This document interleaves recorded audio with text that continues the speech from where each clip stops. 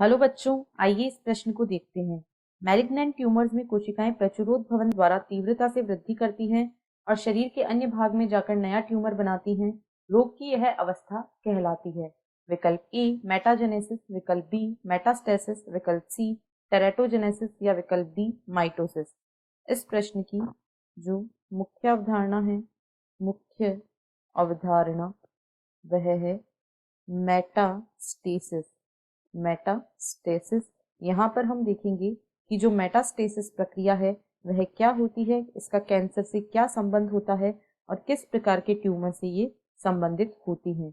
तो जो ट्यूमर होते हैं, ट्यूमर वे दो प्रकार के होते हैं, बिनाइन ट्यूमर या सुदुम अर्बुद, और दूसरा प्रकार जो है वह होता है मैलिग्नेंट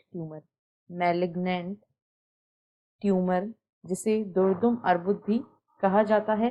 जो मैलिग्नेंट ट्यूमर होता है वह बिनाइन ट्यूमर की तुलना में बहुत अधिक हानिकारक होता है, क्योंकि जो मैलिग्नेंट ट्यूमर होते हैं उनमें मेटास्टेसिस की प्रक्रिया देखने को मिलती है। मेटास्टेसिस का सामान्य अर्थ यदि हम देखें तो इसका अर्थ होता है कैंसर का फैलना।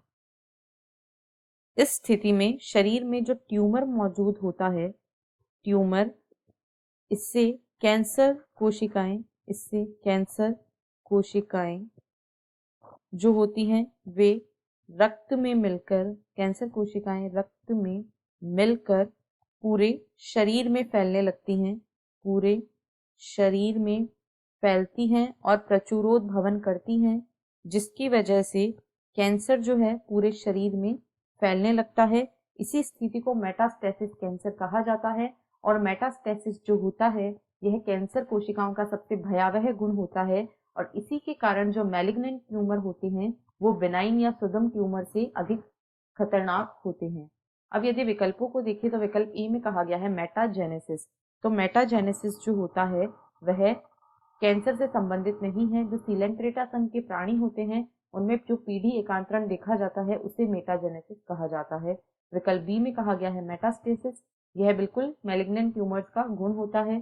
सी में कहा गया है टेरेटोजेनेसिस। तो टेरेटोजेनेसिस जो होता है वह भ्रूणीय विकार उत्पन्न करने की क्षमता, इसे टेरेटोजेनेसिस कहा जाता है, अतः यह भी गलत है। सी में कहा गया है माइटोसिस। तो माइटोसिस कोशिका विभाजन का एक प्रकार होता है, यह कैंसर से संबंधित नहीं है, अतः यह भी गलत है। इसीलिए विकल्प बी इस प्रश्न का सही उत्तर है। आशा है आपको प्रश्न समझ आया होगा।